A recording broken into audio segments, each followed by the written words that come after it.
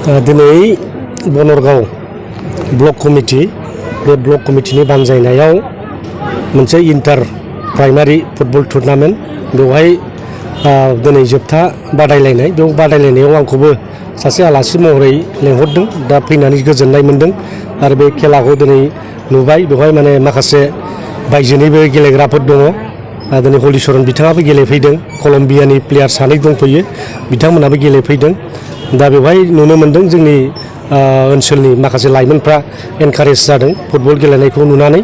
आरो बेबादिनो जों इन्टारनेशनेल आरो नेशनेल प्लेयारफोरजों गेलेफानो मोनोब्ला जोंनि इयुन जोलैफ्रा माखासे स्किलखौ सोलोंनो हायो निस्सय दिनैनि बे आफलागाव फोथाराव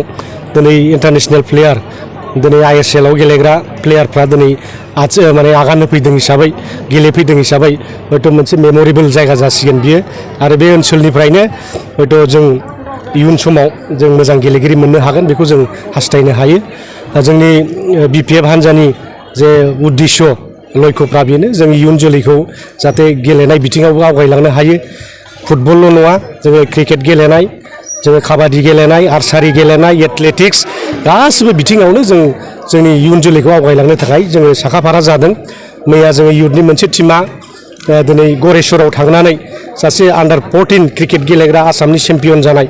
बे लाइमोन गथ' जोंनि कर्मदेब दास होननायनो जोङो हाग्रामा महिलारि सार्ट थिननाय बादि जोङो 1 लाख रां बिथांनि सोलिनायनि थाखाय हैदों आरो इयुनाव जाहाथे मोजाङै गेलेलांबावनो हायो प्रेक्टिस खालामनायनि थाखाय थिग बेबादिनो फुटबलावबो जोंनि मोजां गेलेगिरि दंबा जायफ्रा माने स्टेटआव बा डिस्ट्रिक्ट लेभेलाव बा सेन्ट्रेल माबा नेशनेल लेभेल इन्टारनेशनेल लेभेलाव गेलेनो थाखाय खाबु मोनगोन दा बिथांमोननोबो जोङो राङारि अनसुंथाइ होनायनि बेबस्था दिनै जों BPF दोलोनिफ्राय खालामगासिनो दङ आरो स्पेसियेलि जोंनि BTC सरकारनिफ्राय जोङो मोनफ्रोमबो जिल्लायाव जों मोनफा मोनफा इयुथ फेस्टिभेल खुंनायनि थांखि लादों जोङो सावरायगोन साननै सानथामसोनि उनावहाय दा बेयावबो जोङो गोबां गेलेनायनि इभेन्ट्सफोर दिनै लानो सानदों एथलेटिक्स कालचार आरो स्पर्ट्स बेफोरखौ लानानै जोङो बेफोरखौ खालामलांनो सानदों जाहाथे जोंनि BTC ओनसोलाव बा बड'लेण्ड ओनसोलाव जाहाथे जोंनि इयुथ्सफोरखौ जे टेलेन्टखौ जों एक्सप्लइट खालामनो हायो नेशनेल आरो इन्टारनेशनेल लेभेलाव जों माने गाव रोंगौथिखौ जों इस्टाब्लिश खालामनो हायो बेनि थाखाय बे हाबाफारिफोरखौ लानाय जादों बेयो अलरेडि जोंहा थांनाय BTC इलेक्सन बेवहाय जोङो मेनिफेस्ट'आव सोखादोंमोन आरो एसेम्बलि इलेक्सनावबो जोंनि BPF पार्टिनि मेनिफेस्ट'आव सोनानै लाखादोंमोन दा बे स्पष्ट खोथा जायफोर नेशनेल आरो इन्टारनेशनेल लेभेलाव गेलेनानै देरहासार जाबोगोन बिथांमोननि थाखाय 3% खथा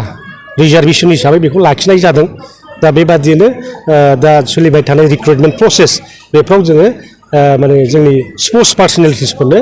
बे खथाखौ होनाय जागोन सोरबा दुरान्ड कापनि थाखाय बुंनो हागौ ISPL नि थाखाय बुंनो हागौ दा दुरान्ड कापआ जे बड'लेण्डआव जाबाय थानांगौ बे नङा बिथांमोना जायगा सोलाय खालामो मालाबा कलकातायाव खालामगोन मालाबा चेन्नाइआव खालामगोन दा देग्लाय माने कनसिकिउटिभलि माने 2 टाइम्स दिनै बड'लेण्डआव जाखांबाय ओंखायनो गुवाहाटीयाव खुंहैदों बा जोङो 5 बोसोरनि उनाव जों लाबोफिननो हागोन दा अलिम्पिक खेलाखौ जेरेखम जायगा सोलाय खालामो नेशनेल गेम्सफोरखौ जेनेबा जायगा सोलाय खालामो दा दिनैहाय